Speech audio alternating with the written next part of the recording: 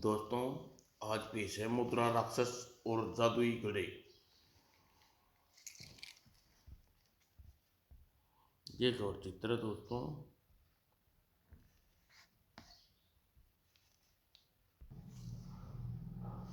कर्णपुर राज्य की राजकुमारी कनक सुंदरी अत्यंत रूपवती तो थी ही, साथ में बुद्धिमान भी बहुत थी।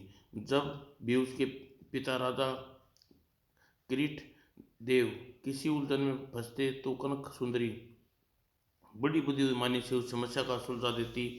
राजा क्रिकेट देव किरीट देव अपनी पुत्री को बहुत नाज करते थे। बेटी, हमें गर्व है तुम जैसी बहादुर और बुद्धिमान पुत्री हमारे कुल से उत्पन्न हुई।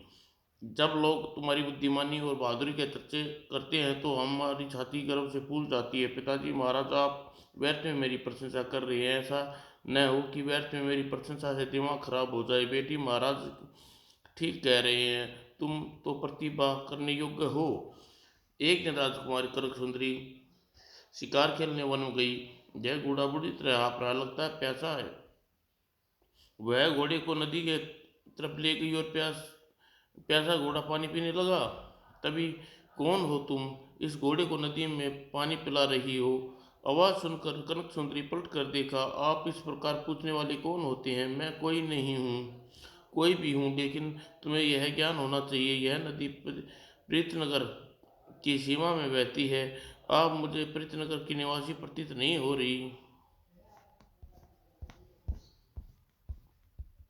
तो सुनो, मैं कनकपुर की राजकुमारी कनक सुंदरी मेरा घोड़ा प्यासा था, इसलिए प्यासे पशु को पानी पिलाना अपराध नहीं है। पानी पिलाना तो अपराध नहीं है, लेकिन कनक सुंदरी प्रति प्रीतनगर के राजाओं में जो शत्रुता है, उसके कारण आपका प्रीतनगर की सीमा में प्रवेश करना अपराध माना जाएगा। मैं चाहता तो तुम्हें दंड के स्वरूप में यह घोड़ा छीन सकता हूँ। अच्छा, जरा छीन कर दिखाओ।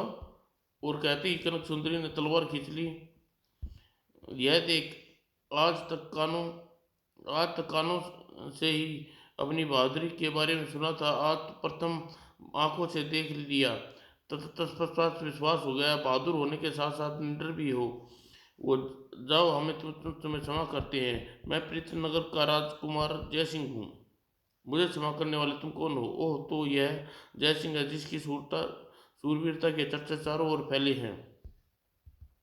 यह फिर कनक सुंदरी जयसिंह से कुछ नहीं कहा और चुपचाप वहां से जाने लगी। राजकुमारी, जरा रुको, मुझे कुछ कहना चाहता हूँ। कनक सुंदरी रुक गई। राजकुमारी कनक सुंदरी, तुमसे भेंट करके मेरी बहुत इच्छा हुई थी। आज वह इच्छा पूरी होगी। मेरी एक इच्छा और है, यदि तुम चाहो तो वह भी पूरी हो सकती है। बताओ, मैं तुम्हारी इच्छा किस प्रकार पूरी कर सकती हूँ? तुम्हारी कौन सी इच्छा है? राजकुमारी की, मेरी दूसरी इच्छा है, मैं तुमसे ब्याह करना चाहता हूँ। लेकिन यह कैसे हो सकता है राजकुमार? राजकुमार, यदि थोड़ी देर पहले तुमने ही कहा था हम शत्रु हैं। दरअसल मैं शत्रु दरअसल शत्रु मैं और आप नहीं, हमारे पूर्वज थे। हम दोनों चाहते शत्रुता को मित्रता में बदल सकते हैं। जयसिंह उसकी बात का मतलब समझकर राजकुमार करण सुंदरी मुंह से लाली तैर गई। तुम्हारे शर्माते को क्या तुम्हारी स्वीकृति सुनो राजकुमारी? जयसिंह की बात सुनकर कनक सुंदरी की पलकें ऊपर उठाई। राजकुमार, आपको पति के रूप में वर्ण कर मुझे प्रशंसा होगी, लेकिन फिर भी यह संबंध मेरे पिताजी से स्वीकृति दे हो सकता है। मैं यहाँ से जाकर उन्हें आपके विस्तार से बताऊंगी। यदि सहमत हो गए तो आपके स्वीकृति की सूचना भिजवा दूंगी। ठीक है राजकुमारी, मैं भी आपके राज्य में जाकर पिताजी के सामने प्रयास करूंगा। मुझे विश्वास है कि हम दोनों अपने पिताजी को पुरानी चतुरता को बुलाकर हमारा विवाह अवश्य करा लेंगे। कनक सुंदरी उसी समय राजकुमार जयसिंह से विदा लेकर अपने राज्य की ओर लौट गई। उधर राजकुमार जयसिंह अपने महल वापस लौटा और सीधा पिता के पास पहुंचा। पिताजी महाराज, मैं आपसे कुछ कहना चाहता हूँ। कहो बेटा, क्या बात है? पिताजी महाराज, मैं कर्णपुर की राजकुमारी कनक सुंदरी से विवाह करना चाहता हूँ। क्या कह रहे हो युवराज? कनक सुंदरी तुम्हारा विवाह कैसे हो सकता है? वह हमारे शत्रुघ्न की बेटी है। पिताजी महाराज, पुरखों से चली आ रही शत्रुता को आप मिटाना क्यों नहीं चाहते? आप दोनों राज्य आपस में शत्रुता का फायदा उठाकर छोटे मोटे राजा समय समय पर हमला करते रहते हैं। पिताजी महाराज, इस शत्रुता को मिटाकर हमारा नुकसान नहीं फायदा ही होगा। राजकनिक कनक सुंदरी बहुत सुंदर और साहसी है। हम हम जानते हैं कनक सुंदरी बुद्धिमान है। क्या राजा कृतदेव अपनी पत्नी को अपने जानी दुश्मन के पुत्र के साथ विवाह होने के लिए तैयार हो जाएगा? उसकी सिक्योरिटी में पहले आपकी सिक्योरिटी चाहिए पिताजी महाराज। तो सुनो, अगर राजा कृतदेव स्वयं अपनी पुत्री का रिश्ता लेकर हमारे पास आए तो हम यह रिश्ता स्वीकार कर लेंगे, अन्यथा नहीं। उधर कनकपुर के राजमहल में राजकुमारी कनक सुंदरी जब से शिकार करके वापस लौटी है, कुछ गुमसुम सी है। क्या उसे किसी की उदासी का कारण बताया है? नहीं महाराज। तो जाओ, जाकर कनक सुंदरी से उसकी उदासी का कारण पूछ, वो हमें सूचना दो जो आज्ञा महाराज। और राजकुमारी कनक रूप सुंदरी महारानी रूप सुंदरी ने उसी समय कनक सुंदरी के पास पहुंची। बेटी, क्या बात है? तुम जब से शिकार करके लौटी हो तब से एक बार भी अपने कक्ष से बाहर नहीं निकली। तुम्हारा चेहरा भी उतरा हुआ है, ऐसा लगता है जैसे तुम्हारी किसी उधेड़बुन में हो। नहीं माँ, ऐसी कोई बात नहीं है, आपको वहम हुआ है। यह क्या कह रही हो माँ? बेटी, मेरी अनुभव आंखें धोखा नहीं खा सकती। तुम जरूर कोई मुझसे बात छिपा रही हो। आज से पहले कभी ऐसा नहीं हुआ। क्या हम तुम्हें पर भरोसा नहीं रहा? तो सुनो माँ, मैं अपना जीवन साथी ढूंढ लिया है। क्या, कौन है वो? माँ, वह प्रीतनगर का राजकुमार जयसिंह है। लेकिन प्रीतनगर वाले तो हमारी खानदानी शत्रुता है। भला घराने में तुम्हारा ब्याह कैसे हो सकता है? इस प्रकार धीरे धीरे 5 दिन बीत गई, लेकिन कनक सुंदरी को ने भोजन ग्रहण नहीं किया। छठे दिन भूख के कारण उसकी हालत बिगड़ने लगी। राजवैद्य ने उसका निरीक्षण किया। राजवैद्य, जैसा भी हो हमारी बेटी को बचा लीजिए। महाराज, महारानी राजकुमारी को कोई रोग नहीं है। हम भोजन ग्रहण कर ले तो इसकी हालत ठीक हो सकती है, अन्यथा नहीं।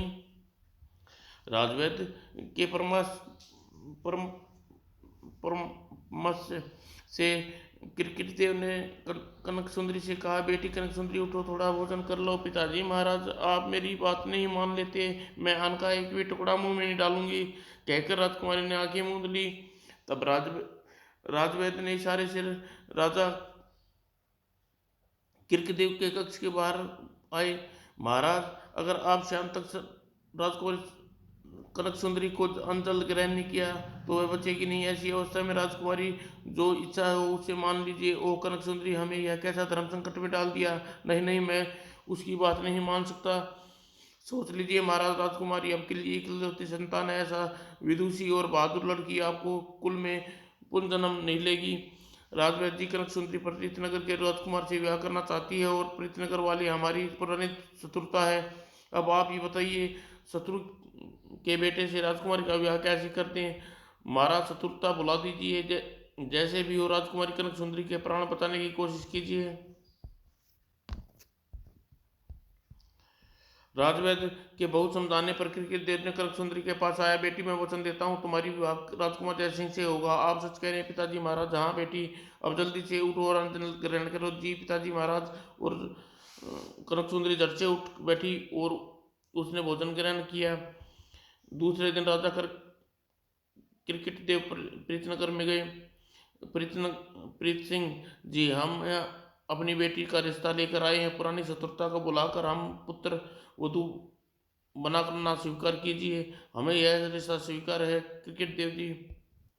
तब दोनों आपस में गले मिले। आज से पुरानी शत्रुता बुलाकर संबंधी हो गए और फिर सुमुहूर्त देखकर राजकुमारी कनक सुंदरी का विवाह जयसिंह से हो गया। कनक सुंदरी जैसी पुत्र वधू पाकर मैं बहुत प्रसन्न हूँ क्रिकेट क्रिकेट देव जी। और राजकुमारी कनक सुंदरी दोनों बनकर प्रीतनगर आ गई। जिस दिन कनक सुंदरी वधू बनकर प्रीतनगर में आई, उसी दिन प्रीतनगर के राज दरबार में अन्य न्याय के लिए एक विचित्र न्याय करने के लिए एक विचित्र मामला आया। महाराज, हम 4 भाई हैं। हमारे पिता के मरने समय एक विचित्र प्रकार की वसीयत की। अब समझ में नहीं आ रहा, वसीयत के अनुसार हम चारों में बंटवारा किस प्रकार होगा? हमारा न्याय कीजिए। राजा राजा प्रति प्रीत सिंह जी ने उस आदमी की वसीयत लेकर पढ़ी। मैं सेठ मुकुंददास पूरे होशो हवास में यह वसीयत कर रहा हूँ कि मेरी मृत्यु के पश्चात अगर मेरे चारों पुत्रों में नहीं बने तो वो वसीयत के अनुसार बंटवारा कर सकते हैं। मेरी हवेली का आंगन में स्थित चारों खंबे के नीचे चारों बड़े खंबे के नीचे चारों पुत्रों के लिए संपत्ति अलग अलग है, घड़ों में दबा रखी है। उत्तर दिशा की ओर वाले खंबे के नीचे बड़े बेटे की संपत्ति है, दक्षिण में स्तंभ नीचे छोटे की और पूर्व दिशा में सबसे छोटे संपत्ति दबी है और सबसे छोटे की संपत्ति पश्चिम दिशा वाले खंबे के नीचे दबी है। सेठ मुकुंददास। वसीयत पढ़कर उसकी मुकुंददास ने बड़े बेटे की जगदीश से पूछा, क्या तुम चार लोगों ने अपने आंगन में स्थित चारों खंबे को खोद कर उसके नीचे घड़े निकाल लिए हैं? जी महाराज। उन चारों घड़ों को खोलने पर क्या निकला? महाराज, मेरे घड़े में पशु की हड्डियां और चमड़ा भरा हुआ था। क्या? हाँ महाराज, मेरे छोटे से गोविंद के घड़े में धूल मट्टी और उसमें छोटे श्याम के घड़े में रंग बिरंगे रेशमी कतरें भरी थी। और तुम्हारे सबसे छोटे भाई रघुनाथ के घड़े में क्या निकला? तुमने बताया नहीं। महाराज, उसके घड़े में हीरे जवाहरात, कीमती स्वर्ण मुद्राएं, कुछ पुस्तकें। हम यह जानकर अत्यंत दुख हुआ कि हमारे पिता ने हम तीनों भाइयों को इस प्रकार पक्षपात क्यों किया। प्रीत सिंह सोच में पड़ गया। तब गोविंद ने आगे बढ़कर उनसे कहा, महाराज, आप बुद्धिमान हैं, अब आप ही हम तीनों भाइयों को न्याय कीजिए। बड़ा विचित्र मामला है, इसका न्याय किस प्रकार करूं, मेरी कुछ समझ में नहीं आ रहा। तुम लोग कुछ सोचकर उन चारों से कहा, तुम कल पुनः दरबार में आना, हम तुम्हारा बंटवारा करवाएंगे। जो आज्ञा महाराज। और उसी से हम राजा प्रीत सिंह राजमहल के में वापस लौट सोच में डूब गए। सेठ मुकुंदलाल के चारों पुत्रों का बंटवारा किस प्रकार होगा? विचित्र वसीयत करने के मुकुंददास ने बोला, क्या सूझी? यह उसे उदास देखकर कक्ष में आकर लेट गए। तभी राजकुमारी कनक सुंदरी जयसिंह के कक्ष में प्रवेश किया। क्या बात है पिताजी? महाराज, आप कुछ परेशान लग रहे हैं। जयसिंह, आज दरबार में एक विचित्र प्रकार में एक भी मामला आया जिसका न्याय हमें न्याय करना है। हम समझ में नहीं पा रहे उस मामले का फैसला किस प्रकार करेंगे। तब प्रीत सिंह ने जयसिंह से मुकुंदन दास को विचित्र वसीयत के बारे में सारी बात बता जानकर, यह तो सचमुच में विचित्र मामला है जयसिंह, तो अगर हम कल उचित प्रकार से मामले का फैसला नहीं दे सके तो हमारी बड़ी बदनामी होगी। पिताजी महाराज, आप व्यर्थ में घबरा रहे हैं, यह मामला बिल्कुल सीधा साधा है। यह तुम क्या कह रही? क्या तुम बता सकती हो सेठ मुकुंदन दास के चारों पुत्रों का बंटवारा किस प्रकार किया जाए? हाँ पिताजी, सेठ मुकुंदन दास ने जिस प्रकार की वसीयत लिखी है उससे गूढ़ अर्थ छिपा हुआ है। उस गूढ़ अर्थ को आपको बताती हूँ। और तब कनक सुंदरी ने प्रीत सिंह को गूढ़ अर्थ की बातों का अर्थ समझा दिया। कनक सुंदरी की बातें सुनकर, बेटी कनक सुंदरी, तुम सचमुच ही बहुत बुद्धिमान हो। तुमसे जिस सरलता से इस उलझन को मामले को सुलझाया है, यह देख कर हम दंग रह गए। हम तुम्हारे बारे में अनुमान अनुसार कल ही दरबार में उन चारों भाइयों का बंटवारा करेंगे। और कनक सुंदरी, तुम बुद्धिमान और कुशल बुद्धि वाली हो। और अपनी प्रशंसा सुनकर कनक सुंदरी ने नजरें झुका ली। दूसरे दिन जब दरबार लगा तो सेठ मुकुंदन दास के चारों पुत्र दरबार में उपस्थित हुए। राजा जयसिंह ने गोविंद से पूछा, तुम्हारे पिता क्या व्यापार करते थे? हमारे पिता के कई तरह के व्यापार थे, कश्मीर से लेकर कन्याकुमारी तक व्यापार फैले हुए हैं। क्या वे जमीनों का भी व्यापार करते थे? जी महाराज, जमीनों का बहुत सस्ता बड़ा व्यापार था। उसकी जमीनों की कुल आमदनी तो लाखों करोड़ों में होगी। जी महाराज। तो जाओ अपनी जमीनों को जाकर देखो, अपनी जमीनों की संपत्ति का पता लगाओ। तुम्हारे पिता ने तुम्हारे घड़े में धूल मट्टी भरकर दर्शाया है कि वह सारी जमीनें तुम्हें दे गए हैं। अच्छा महाराज, धन्यवाद। गोविंद प्रसन्नता से हाथ जोड़ा और एक और खड़ा हो गया। जब प्रीत सिंह ने जगदीश से पूछा, क्या तुम्हारे पिता पशु का भी व्यापार करते थे? जी महाराज, जहाँ जहाँ भी कहीं उन्हें पशु अच्छे मिलते वह उसे खरीद कर अच्छे दामों पर बेचते थे। मैं समझ मैं समझता हूँ उसकी यह संपत्ति लाखों में होगी। होगी होनी तो चाहिए महाराज। तो जाओ, जाकर पता लगाओ। अपने पिता ने पशुधन पर सारा अधिकार आपको सौंपा गया है। जगदीश भी प्रशंसा से डूबा, हाथ जोड़कर एक और खड़ा हो गया। तब प्रीत सिंह तीसरे भाई श्याम से पूछा, क्या आपके पिता रेशम का व्यापार करते थे? जी महाराज, मेरे बनारस, मुरादाबाद, तिजोर, काजीवन आदि से रेशम के पारखी व्यापारी थे। उनकी यह संपत्ति कितनी होगी? मेरे अनुमान से तो उसकी संपत्ति लाखों में होनी चाहिए। तुम जाकर अपने पिता के रेशम के व्यापार को संभालो। तुम घड़े में रेशम के कपड़े और टुकड़े भरकर तुम्हारे पिता ने यही दर्शा था। जी महाराज। और तब उसने मुकद्दस के छोटे बेटे छोटे से कहा, राघव, किंतु चूंकि तुम अभी नाबालिग होकर विद्यासन कर रहे हो, इसलिए जब भी तुम विद्या अध्ययन करने के बाद अपने पैरों पर खड़े हो जाओ, तब तब के तुम्हारे भरण पोषण के लिए तुम्हारे पिता ने घड़े में धन और हीरे जवाहरात भरे हैं। जाओ, विद्या अध्ययन करो और अपने पिता द्वारा दी गई पुस्तकों को पढ़ो। जी महाराज।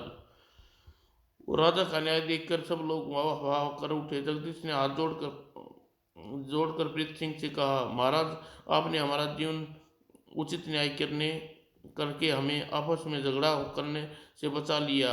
अब आपके अत्यंत आभारी हैं। तुम लोगों के पिता ने अपनी वसीयत ठीक ही लिखी थी। इतने लंबे इतने लंबे फैले हुए तरह तरह के व्यापार की संपत्ति तुम्हारे पिता की समझदारी और सूझबूझ से तुम चारों भाइयों को बांट दिया। वह प्रशंसा के योग्य है। जाओ, अपनी वसीयत के अनुसार से बंटवारा करके प्रसन्नता पूर्वक रहो। राजा प्रीत सिंह खुशी खुशी महल लौट आए। बेटी कनक सुंदरी, तुम्हारे कहे अनुसार हम चारों भाइयों का न्याय कर दिया। फैसला सुनकर वह लोग वाह कह उठे। आज से इस बात को मानते हैं कि हमने तुम्हें पुत्र वधू बनाकर कोई भूल नहीं हुई। और इस प्रकार राजा प्रीत सिंह युवराज जय सिंह और कनक सुंदरी की बुद्धि का लोहा मान गए। और धीरे धीरे 5 वर्ष व्यतीत हो गए। एक दिन राजा प्रीत सिंह की लंबी बीमारी के पश्चात निधन हो गया। पिताजी महाराज हमें छोड़कर चले गए। पिताजी। और राजकीय सम्मान के साथ प्रीत सिंह का अंतिम संस्कार किया गया। और दूसरे दिन युवराज जय सिंह राज्याभिषेक कर दिया गया। हम शपथ लेते हैं कि अपने स्वर्गीय पिताजी महाराज की तरह अपनी प्रजा का सुख सुविधा का ध्यान रखेंगे। राजा अमर रहे, अमर रहे। और राजा जय सिंह सुचारू रूप से राजकार्य चलाने लगे। एक रात्रि को जब शयन कक्ष में सो रहे थे, अर्धरात्रि का समय हो गया, पता नहीं नींद क्यों नहीं आ रही। तभी, अरे ये छाया कौन सी है? तभी उसी क्षण, अरे कौन हो तुम? कनक सुंदरी की आवाज सुनकर छाया ठिनक गई। उसने कनक सुंदरी से कहा, मैं अहंकार हूँ और राजा जयसिंह के शरीर में प्रवेश करने जा रहा हूँ। लेकिन क्यों? अहंकार अहंकार के बिना राजा कैसा? जयसिंह अब राजा बन गया है, इसलिए उसके मस्तिष्क के प्रवेश करना ही पड़ेगा। मुझे तुम में हिम्मत है तो मुझे रोक लो। अहंकार, इस समय तुम अपने मद में चूर हो, इसलिए इस समय तुम्हें नहीं रोकूंगी। इतना जरूर कहती हूँ कि एक दिन मुंह की खाकर तुम राजा जयसिंह के मस्तिष्क से निकलना पड़ेगा। हाँ हाँ हाँ हाँ, तब देखी जाएगी। कहकर छाया आगे बढ़ी और धीरे धीरे सोए हुए राजा के मस्तिष्क में प्रवेश कर गई। दूसरे दिन राजा जब सोकर उठा, महाराज, सूर्य का प्रकाश किस प्रकार अपनी किरणें बिखेर रहा है, उसी प्रकार जिस प्रकार यश चारों ओर फैला है, हमारा यश। यह आप क्या कह रहे हैं महाराज? क्या तुमने मेरी बात को यकीन नहीं है महारानी? महाराज, बुरा न मानो, पृथ्वी पर शूरवीरों के खाली नहीं है। आप वीर हैं, प्रतापी हैं, लेकिन आपका यह मतलब तो नहीं कि पृथ्वी पर और कोई वीर प्रतापी नहीं है। आपसे बढ़कर वीर शूरवीर राजा अवश्य होंगे।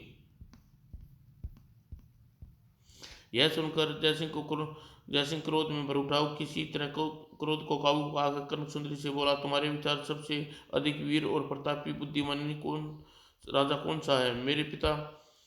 मेरे पिता महाराज कृतदेव अक्सर पूर्व में कालागढ़ के राजा भानुमत सिंह की वीरता और बुद्धिमानी की प्रशंसा करते थे। वह अत्यंत धनवान, जिसकी तलवार से वह लड़ता है वह मौत बनकर रण क्षेत्र में लहराती है। मेरा विचार है वह पृथ्वी का सबसे अधिक वीर और समृद्धशाली राजा है।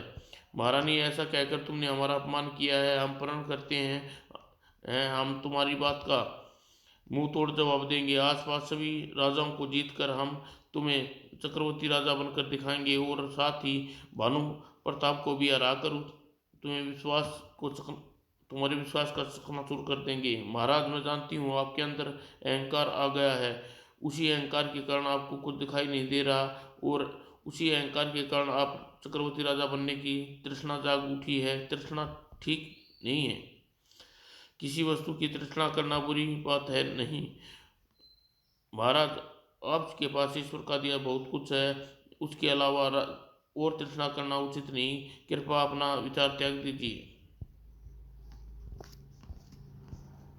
महारानी, हमने एक बार जो कह दिया सो कह दिया। हम उस हम तुमने हमें ललकार कर हमारे हृदय में चक्रवर्ती सम्राट बनने की तृष्णा जगा दी। अब वह मिटेगी नहीं। जैसे जैसे आपकी इच्छा महाराज। मैं तो आपकी इस तृष्णा की एक कहानी सुनाना चाहती हूँ। कृपया वह करके उस स्थान पर ध्यान से सुनिए और उस पर अमल कीजिए। मैं समझती हूँ कहानी सुनने के पश्चात आपका विचार बदल जाएंगे। जरा हम भी तो सुने, ऐसी कौन सी कहानी सुनाने जा रही हो? तो सुनिए महाराज। बहुत समय पहले की बात है। कौशलपुर राज्य में मानसपुर नाम का एक नाई रहता था। कौशलपुर का राजा कौशेंद्र उस राजकीय नाई था। राजा उसे अच्छी वेतन देता और फिर भी नाई के मन में चैन नहीं था।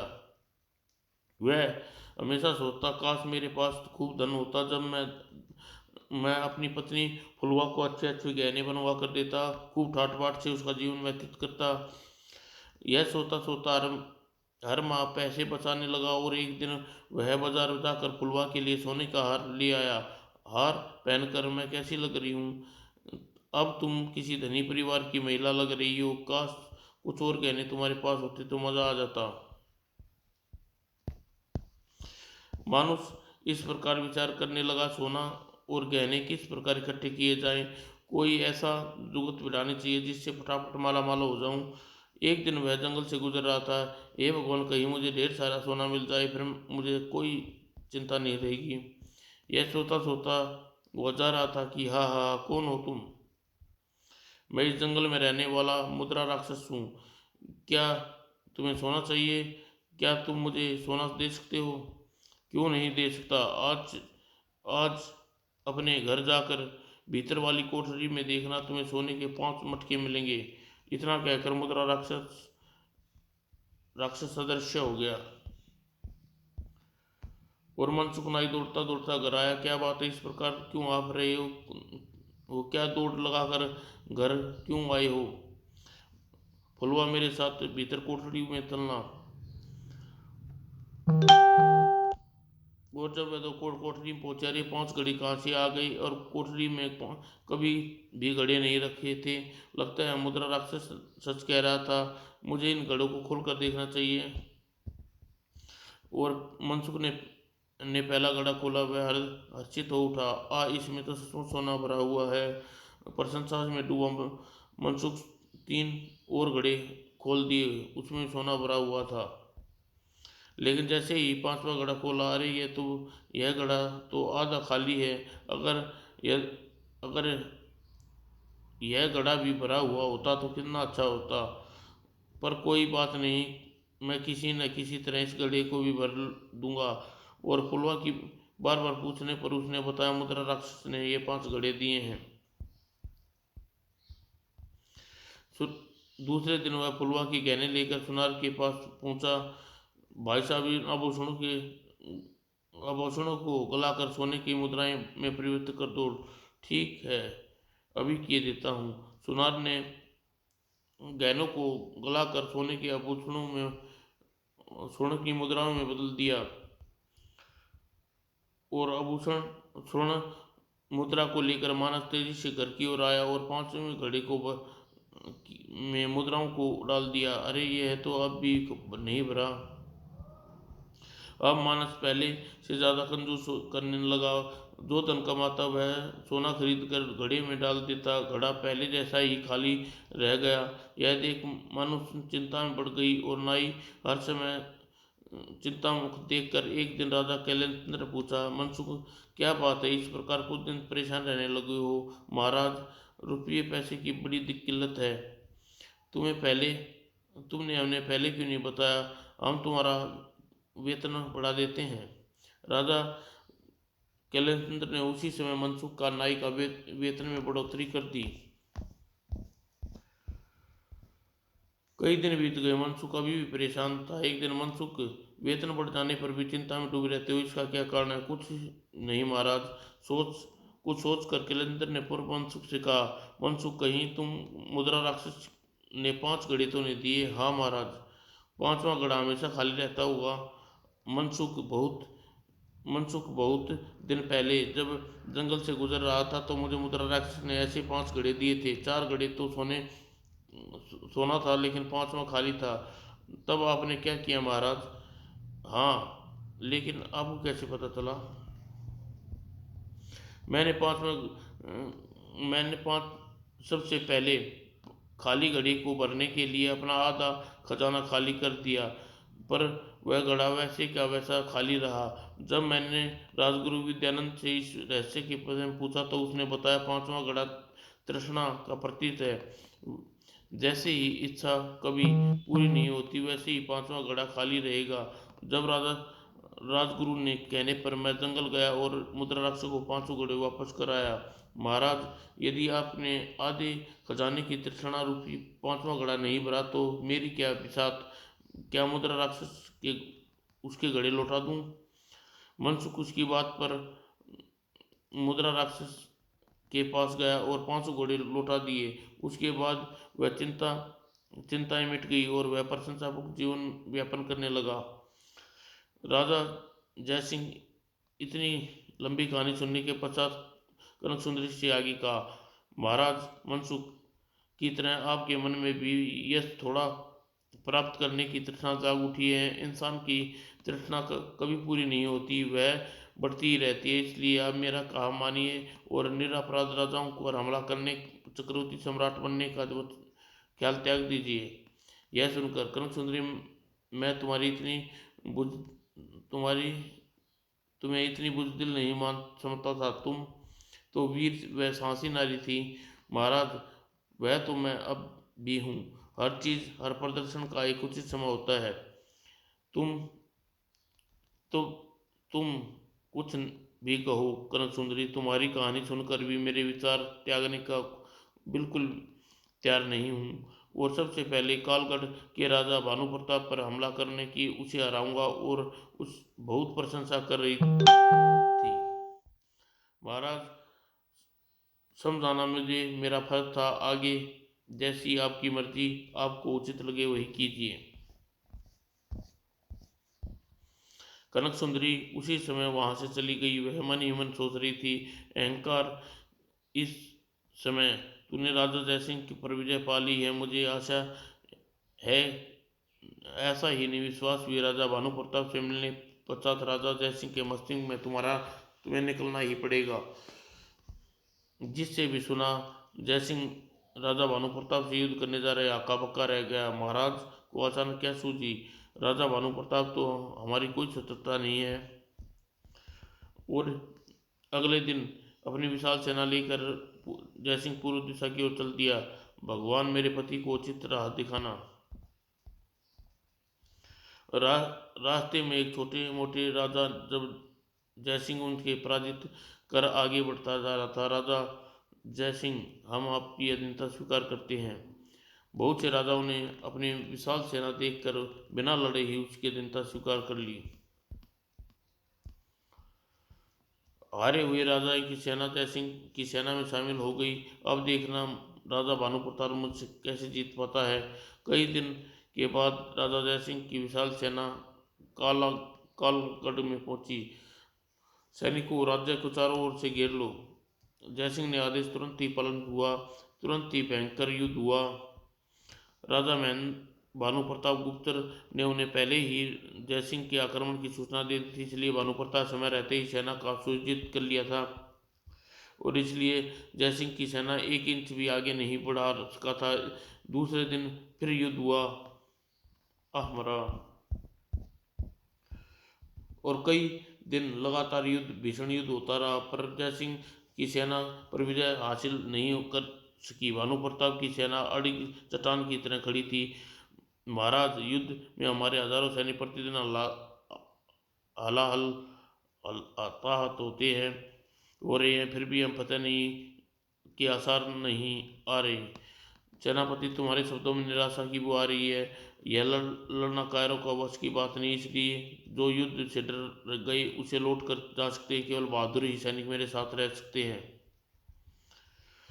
जय सिंह की ओजवाणी सुनकर सैनिकों में नया जोश भर गया। नहीं महाराज, हम आपको छोड़कर नहीं जाएंगे। हम आपके कंधे से कंधा मिलाकर युद्ध भूमि में दुश्मनों की वीरता का सामना करेंगे। और अगले दिन घमासान युद्ध हुआ और चंद होते होते युद्ध होता रहा, मगर कोई हार नहीं मानने को तैयार नहीं था। उसी उस रात जब राजा जयसिंह के सैनिक थके अपने कक्षों में विराजमान थे, तो राजा भानु प्रताप की सेनाएं उस पर धावा बोल दिया। ओह, अचानक यह क्या मुसीबत सिर पर आ पड़ी।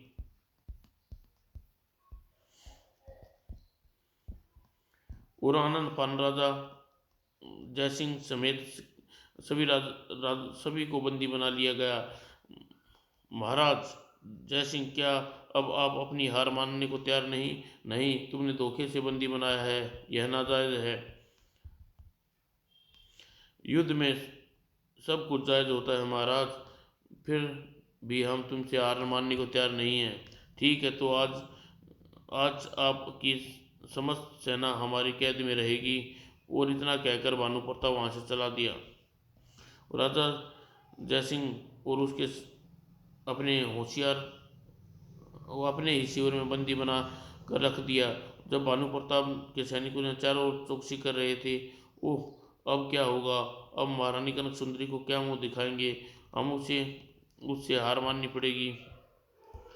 कालगढ़ के राजा जयसिंह को उसकी सेना को प्रतिदिन सुबह शाम भोजन बनाकर आने लगा। लीजिए महाराज, भोजन कीजिए। इस प्रकार धीरे धीरे 15 दिन व्यतीत हो गए।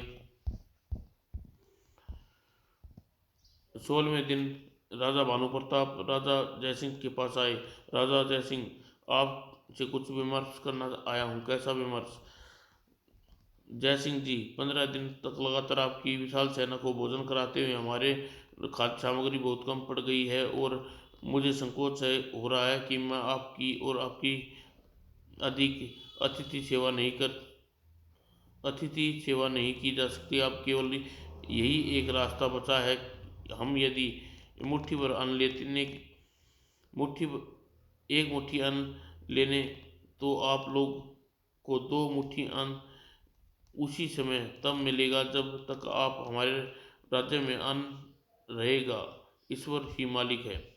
यह सुनकर राजा महारानी कनक सुंदरी का कथन सत्य था। राजा भानु प्रताप हर हालत में मुझसे ज़्यादा वीर और बुद्धिमान है और कैदियों हैं इसकी कैदी, फिर भी इसको कितना हमारा ख्याल रखते हैं। यह सोचकर जयसिंह के सिर लज्जा से झुक गया। राजा भानु प्रताप, आप वास्तव में श्रेष्ठ हैं। अकारण युद्ध करने पर हमने आपकी प्रजा को कष्ट में डाल दिया। हमें क्षमा कर दीजिए। हमें इसी समय आपके सम्मुख अपनी हार स्वीकार करते हैं। राजा जयसिंह, अब अगर आपको अब भी चाहे तो युद्ध पुनः जारी रख सकते हैं। वैसे युद्ध हमने शुरू नहीं किया था।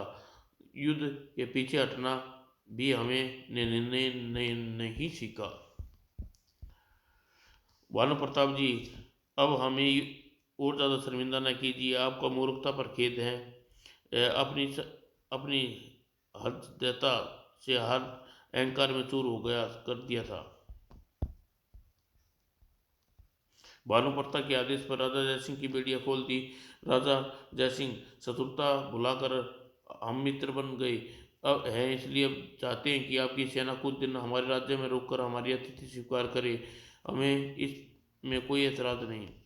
और जब राजा जयसिंह उसके सैनिकों को विशेष आदर के साथ कालगढ़ में ठहराया गया। उधर अहंकार अब महारानी कनक सुंदरी के पर के प्रीतनगर में कह रहा था, महारानी आपकी चतुराई के आगे मैं हार गया हूँ। आपने राजा जयसिंह को राजा भानुमति चलने की भेजती और न ही राजा जयसिंह मेरे आगे मेरा त्याग करने। आपकी जीत हो गई, मैं हार गया। अहंकार, मुझे खुशी है तुमने अपनी जल्दी हार मान ली। अब भूल कर दोबारा प्रीतनगर में आने की ओर न आना। इतना सुनते ही अहंकार वहां से अदृश्य हो गया। उधर 5 दिन राजा भानुप्रताप की अतिथि में गुजारने के पश्चात राजा भानुप्रताप जी, अब मुझे आज्ञा दीजिए, आपकी राज्य में वापस लौटना चाहता हूँ, जैसी आपकी इच्छा जयसिंह जी। राज और राजा भानुप्रताप ने पूरे सम्मान के साथ राजा जय सिंह को उसकी सेना को विदा किया और प्रीतनगर पहुंचकर महारानी कनक सुंदरी, तुम्हारी बात सच निकली। राजा भानुप्रताप इस पृथ्वी में सबसे सबसे अधिक वीर और बुद्धिमान है। हमें उसकी आपकी हार स्वीकार करते हैं। राजा, मुझे खुशी है कि आपने अपनी गलती का एहसास सिद्ध हो गया। इसके बाद राजा जयसिंह ध्यानपूर्वक और समझदारी के साथ अपने राज्य चलाने लगे और उसका प्रगति देखकर महारानी कनक सुंदरी अत्यंत प्रसन्न थी। समाप्त दोस्तों।